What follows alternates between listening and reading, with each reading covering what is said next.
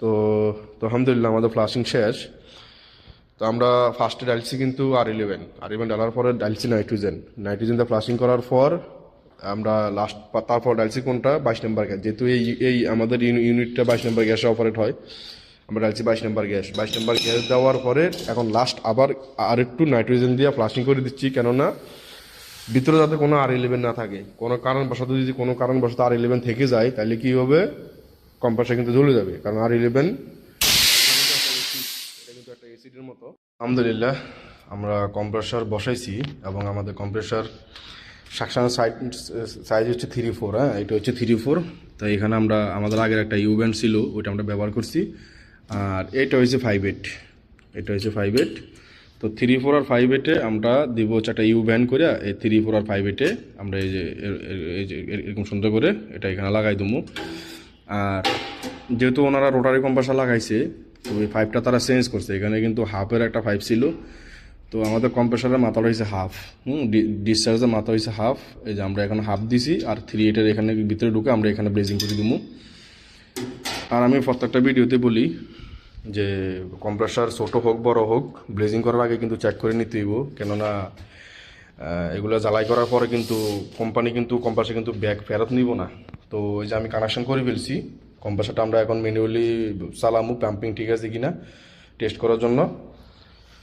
Neutral phase দেখি দেন,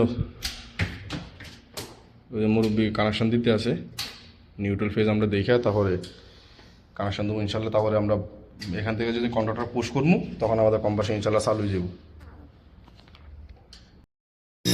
আবার আরেকদিন দেখেন ডিসচার্জ দেন, ও তো মাশাআল্লাহ সেই ডিসচার্জ। সাকশন দেন। তো যেহেতু কম্প্রেসার খালি, আমরা বেশিক্ষণ চালামু না। এই যে আমাদের কম্প্রেসার ঠিক আছে, আমরা এখন ব্লেজিং করে ফেলবো। আলহামদুলিল্লাহ আমাদের ব্লিজিং করা শেষ। তো এখানে আগের যে রোটারি কম্প্রেসার লাগাইছিল তারা কিন্তু এখানে মডিফাই করছিল, এখানে হাফের পাইপ ছিল, তারা হাফ পাইপ ফালাই দিছিল। তো আমরা এখানে আবার হাফ পাইপ লাগাই দিছি। তো এটা হচ্ছে 3/8।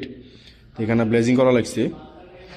তো ব্লেজিং যদি দেখা খুব সুন্দর ব্লেজিং হয়েছে। হ্যাঁ, তো সাকশান যদি দেখাই, এই যে খুব সুন্দর ব্লিজিং হয়েছে। তো এখানে ব্লিজিং একটু বেশি হয়ে গেছে, তাছাড়া কিছু করার নাই। আগের যেটা ছিল ওনারা তো ওটা চেঞ্জ করছে, ওনারা ওনাদের মতো মডিফাই করছে, যেহেতু ওনারা রোটারি কম্প্রেসার লাগাইছে। তো সেই ক্ষেত্রে তো ওনারা মডিফাই করে এগুলা ফালাই দিছিল, যেখানে ইউবেন ছিল। তো আলহামদুলিল্লাহ আমরা কিন্তু প্রেসার দিয়ে ফেলছি। তো এটাকে আমরা আলাদা করে প্রেসার দিয়েছি। এখানে 5/8 3/8 দুটা বাল্ব লাগাই নিয়েছি, এখানে বাল্ব লাগাইয়া আলাদা করে প্রেসার দিয়ে দিয়েছি, নাইট্রোজেন দিয়ে প্রেসার দিয়েছি। তো এখন আমরা এগুলো লিকগুলো চেক করে এলাম, লিক চেক করে বাকি কাবার টাবার যা আছে এবং ওয়ারিং সম্পূর্ণ পুরোটা আমরা এখান থেকে শেষ করে ফেলবো এখন।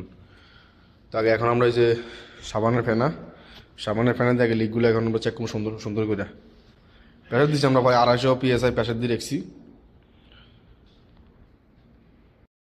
তো এই যে প্রেসার দেওয়ার পরে এই যে এখন সাবানের ফ্যানা দিয়ে কিন্তু সুন্দর মতো লিক চেক করা হইতেছে। তো আমাদের এখানে যে বাল্বগুলো আছে, হ্যাঁ, হাই প্রেসার লো প্রেসার বাল্বগুলো লাগানো আছে, এগুলো গোড়া পর্যন্ত আমরা চেক করতেছি। ফ্যানা বেশি দিয়ে না, ওখান থেকে একটু মাল দেন। আর যে প্রেসার দিয়েছি নাইট্রোজেনের প্রেসার মাইনার লিক থাকলেও কিন্তু বের হয়ে যাবে। তো আমরা এখান থেকেই কিন্তু এটা আলাদা করে চেক করে ফেলতেছি। প্রায় 300 PSI এর মতো কাছাকাছি প্রেসার দেওয়া আছে, 250-এর উপর আছে মনে হয়।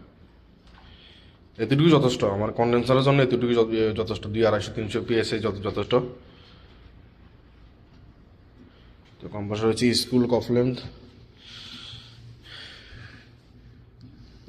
ভালো ঘোরাই দিতে হইব। প্রেসার দিয়ে ঘড়ির একটা ছবি তুলে রেখে দেন, আর কিছুক্ষণ হোল্ডিংয়ে থাকুক। সাইডে কাভার টাওয়ার লাগায় ওয়ারিং করে দিলে ঝামেলা শেষ।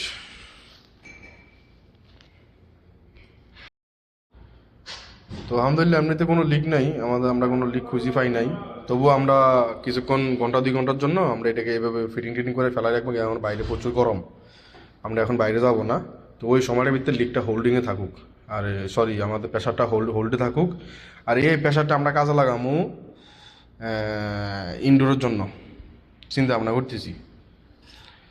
এই প্রেশারটা কাজে লাগাবো ইনডোর জন্য। আমরা এখন এই যে এখান থেকে গ্যাস এটার বাল্বগুলো আছে না, সাকশন ডিসচার্জের যে আমাদের বাল্ব আছে, বাল্বগুলো লক করে দিলে প্রেশারটা ভিতরে হোল্ড হয়ে থাকবো। তখন আমরা ইনডোর ফ্লাশিং করার পর এইটা সাইডে দেবো, এটা সাইডে দিলে আমাদের বাকি যে লিক আছে ওইটাও টেস্ট করা হয়ে যাবো।